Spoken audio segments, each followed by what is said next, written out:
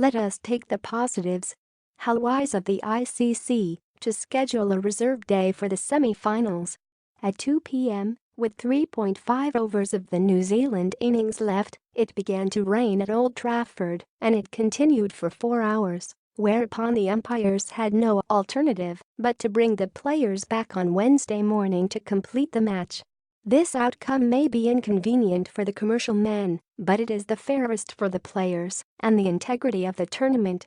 The match remains a 50-over contest and will resume with New Zealand, who chose to bat on winning the toss on 211 for 5. They have 23 more balls left to set India a target.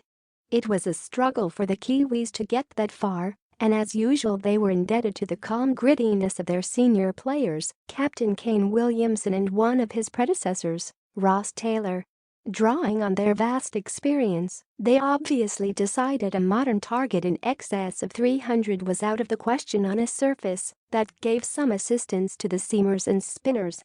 Their progress was also stalled by a vibrant Indian side in the field, so vibrant that once they conceded 2 sets of overthrows from a single delivery.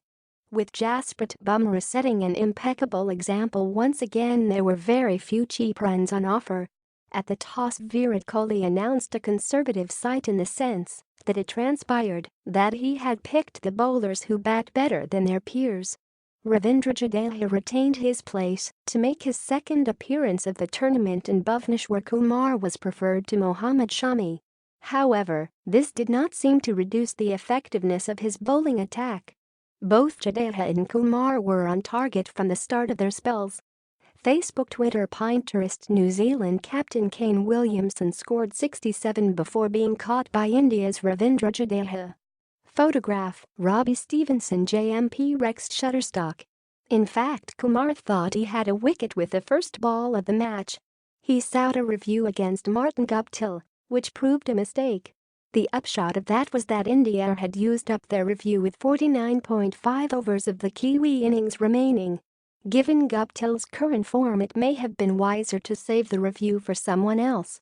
He barely middled a ball from Kumar or Bumrah before edging to Kohli at second slip. The spin, sign up and get our weekly cricket email. So Williamson began his restoration act early again, and he took his time alongside Henry Nicholls.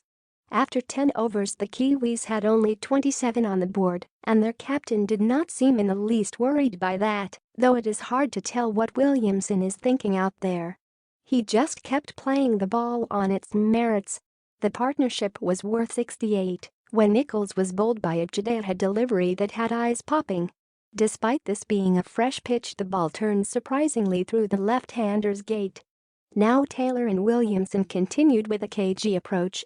For more than 13 overs there were no boundaries, a sequence ended by a pulled drive by Williamson against Yuzvendra Chahal, who proved the most expensive bowler in Kohli's quintet.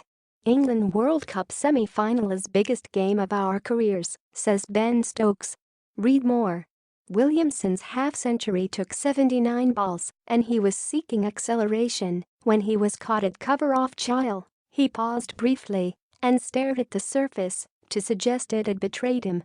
Taylor hit the solitary 6 of the innings in between seeing Colin de Grandhomme and Jimmy Neesham come and go. From the 40-over mark onwards there was a hint of acceleration. And then the rain came. So there was much sitting and speculating.